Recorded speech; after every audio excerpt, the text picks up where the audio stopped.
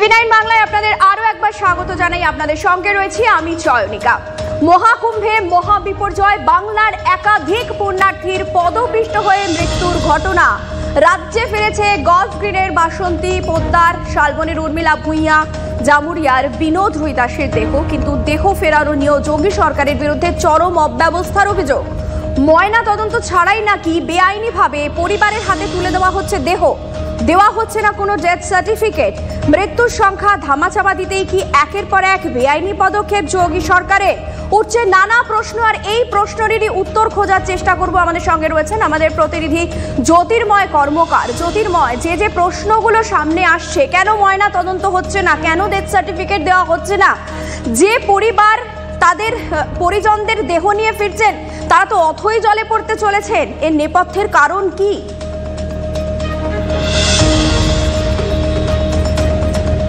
দেখো, আপাতত যদি অভিযোগগুলোর দিকে আমরা তাকাই, যাদের পরিজনরা মারা গিয়েছেন তারা মৃতদেহ নিয়ে পশ্চিমবঙ্গেও ফিরেছেন বা বিভিন্ন রাজ্যে তারা ফিরছেন, ফেরার পরে যে অভিযোগ তারা করছেন যে তাদেরকে একটি চিরকুট ধরিয়ে দেওয়া হচ্ছে, যে চিরকুটে তাদেরকে মৃতের ডিটেলস সম্পর্কে জানানো হয়েছে, কিন্তু দেহের কোনো ময়না তদন্ত করা হয়নি এবং চিরকুট দিয়ে জানানো হচ্ছে বাকি সমস্ত রিলেটেড ডকুমেন্টস 10 দিন বাদে তাদেরকে পাঠিয়ে দেওয়া হবে। কিন্তু যখন তারা কুম্ভ থেকে বা প্রয়াগরাজ থেকে তাদের সংশ্লিষ্ট রাজ্যে ফিরে আসছেন, 10 দিন পর যদি আদৌ কোনো কাগজ বা ডকুমেন্টস না আসে, তার কিভাবে তারা কোনো আপডেট করবেন, কিভাবে তারা কথা বলবেন, কার সঙ্গে যোগাযোগ করবেন, সেই সংক্রান্ত কোনো তথ্য নেই। স্বাভাবিকভাবেই একাধিক প্রশ্ন উঠতে পারে। যখন তারা মৃতদেহ নিয়ে যাচ্ছেন তাদের কাছে হয়তো ডেথ সার্টিফিকেট আছে, কিন্তু ডেথ সার্টিফিকেটে কি উল্লেখ করা আছে আমাদের কাছে এখনো পর্যন্ত স্পষ্ট নয়। মৃত্যুর কারণ কি উল্লেখ করা আছে? স্বাভাবিকভাবেই যদি সেই মৃত্যু স্বাভাবিক মৃত্যু না হয়, যে ব্যক্তি দেহ নিয়ে যাচ্ছেন তার বিরুদ্ধে খুনের অভিযোগ উঠতে পারে। যখন পশ্চিমবঙ্গে এসে যদি পোস্টমর্টেম করা হয়, মারা গেলেন প্রয়াগরাজে, মারা গেলেন কুম্ভে, আর তার পোস্টমর্টেম যদি পশ্চিমবঙ্গে করা হয়, স্বাভাবিকভাবেই সেই পোস্টমর্টেমের কোনো ভ্যালিডিটি থাকে না, সেই রিপোর্টের কোনো ভ্যালিডিটি থাকে না। সেই ব্যক্তির যদি কোনো জীবন বীমা থেকে থাকে সেই ক্লেম পর্যন্ত তারা করতে পারবেন না। এবং সবথেকে বড় কথা, যদি প্রয়াগরাজের মাটিতে পোস্টমর্টেম না হয় তাহলে পরবর্তী ক্ষেত্রে তারা আদৌ ক্ষতিপূরণ দাবি করতে পারবেন না, অর্থাৎ অথই জলে তারা পড়বেন। এমনকি সেই পরিবার মৃতদেহ নিয়ে বড়সড় বিপদের মুখোমুখি পড়তে পারেন বা তারা বড়সড় অভিযোগের মুখে পড়তে পারেন। সমস্ত পরিবার সমস্যার মুখে পড়তে পারেন যারা এই মৃতদেহের সঙ্গে থাকছেন। জ্যোতির্ময়, একটা অভিযোগ খুব সুস্পষ্টভাবে সামনে আসছে যে মৃত্যুর সংখ্যা ধামাচাপা দেওয়ার জন্যই নাকি এহেন উদ্যোগ বা এহেন কর্মকাণ্ড। তুমি বিষয়টিকে কিভাবে ব্যাখ্যা করবে? দেখো, যেদিন ঘটনা ঘটেছে সেদিন সকাল থেকেই কিন্তু এই প্রশ্নটা আমরা তুলছিলাম। রাত 1টা থেকে 1:30টার মধ্যে ঘটনা ঘটেছে। সকালবেলা আমরা দেখেছি 10টার সময় সাংবাদিক বৈঠক করছেন যোগী আদিত্যনাথ, রাজ্যের মুখ্যমন্ত্রী, এবং তখনও তিনি মৃত্যুর কোনো খবরই স্বীকার করছেন না। তিনি স্পষ্টভাবে যে কথা জানাচ্ছেন, অনেকে আহত এবং অনেকে গুরুতরভাবে আহত হয়েছেন। দুপুর 12টার সময় যখন প্রধানমন্ত্রী নরেন্দ্র মোদী তিনি এক্স হ্যান্ডেলে বার্তা দিয়ে প্রথম শোক জ্ঞাপন করলেন, সেই সময় প্রথম মৃত্যুর কথা স্বীকার করা হলো। অর্থাৎ প্রথম থেকেই উত্তরপ্রদেশ সরকার বা প্রশাসন এই মৃত্যুর ঘটনাকে, মৃত্যুর তথ্যকে তারা চাপা দেওয়ার চেষ্টা করছে, সেই বিষয়টি সম্পূর্ণভাবে স্পষ্ট।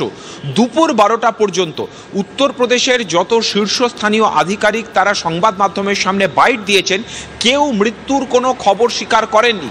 যখন সাংবাদিকরা স্পেসিফিকভাবে মৃত্যু হয়েছে কিনা সেই প্রশ্ন করেছেন, তারা জানিয়েছেন যে তাদের কাছে এই বিষয় এখন, কিন্তু অনেকে আহত সংখ্যাটা কত সরকারিভাবে সেই সংখ্যা জানানো হয়নি। কতজন গুরুতরভাবে আহত, কতজনের আশঙ্কাজনক অবস্থা সেই তথ্য জানানো হয়নি। সর্বোপরি যাদের হাসপাতালে ভর্তি করা হয়েছে, কতজনকে হাসপাতালে ভর্তি করা হলো। অনেকগুলো প্রশ্ন সামনে উঠে আসছে। জামুরিয়ার যে পরিবার বিরাট সমস্যায় পড়েছে এই মুহূর্তে দাঁড়িয়ে, এবং সেই জামুরিয়ার পরিবারের সদস্যরা কি বলছেন আপনাদের আগে শোনাই, তাহলে গোটা বিষয়টা আপনাদের কাছে আরেকটু স্পষ্ট হবে।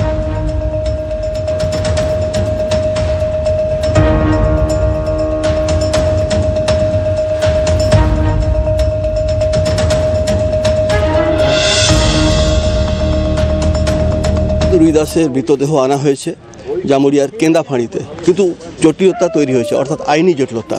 অভিযোগ উঠছে কোনো কাগজপত্র ছাড়া, ময়নাতদন্ত ছাড়াই এই মৃতদেহ পরিবারের হাতে হস্তান্তর করে দেওয়ার চেষ্টা চলছে। কি জটিলতা তৈরি হয়েছে বলুন?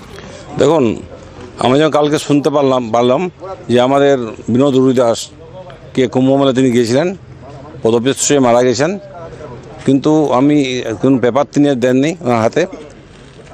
এটা পেপার না যাওয়ার একটাই কারণ, যোগীর রাজ্যে মৃত সংখ্যা যাতে না বাড়ে তার জন্য এটা করেছেন তিনি। দেহটা এসেছে ওখান থেকে উপর থেকে পুলিশ গাড়ি নিয়ে এসেছেন, কিন্তু কোনো ডকুমেন্টস ছাড়াই নিয়ে এসেছেন।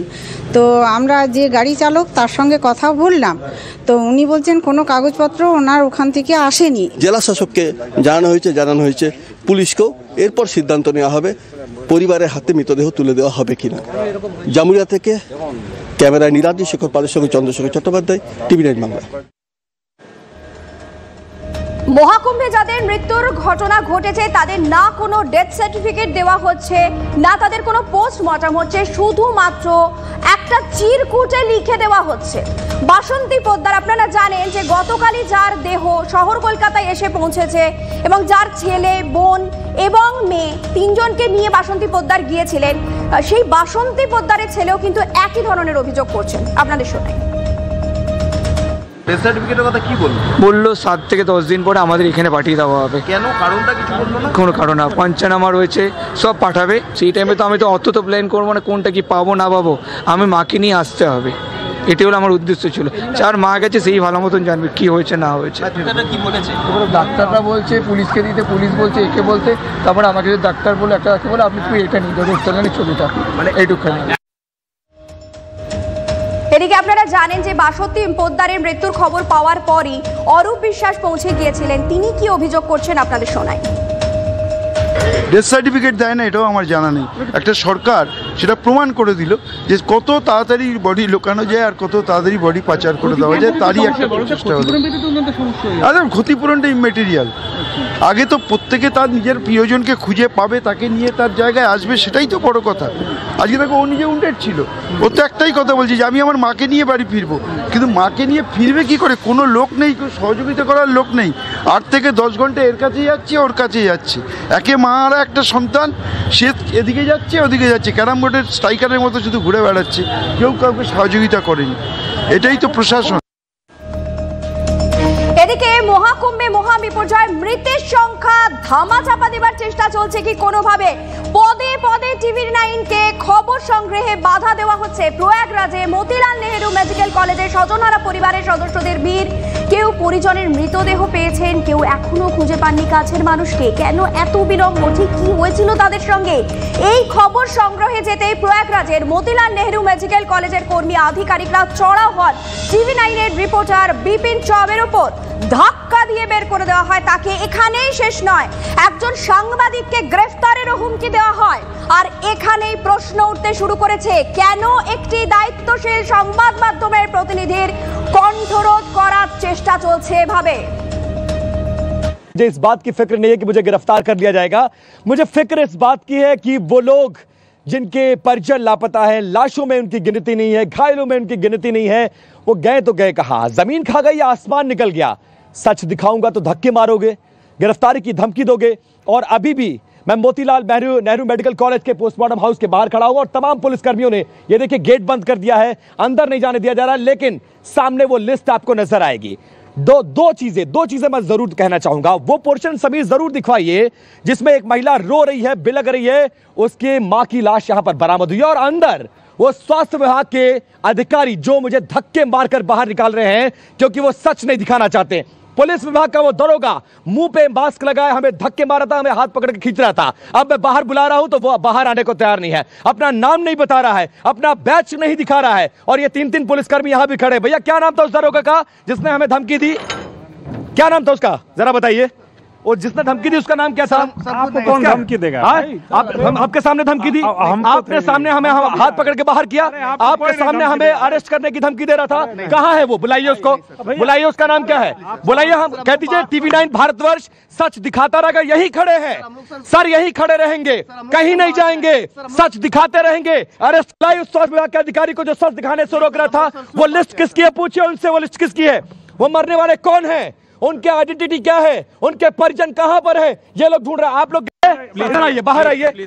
सच दिखाने से आप नहीं रोक सकते। जाऊंगा मैं, उस लिस्ट को दिखाऊंगा। पोस्टमार्टम हाउस पाकिस्तान का हिस्सा नहीं है, डेमोक्रेसी है इस देश में।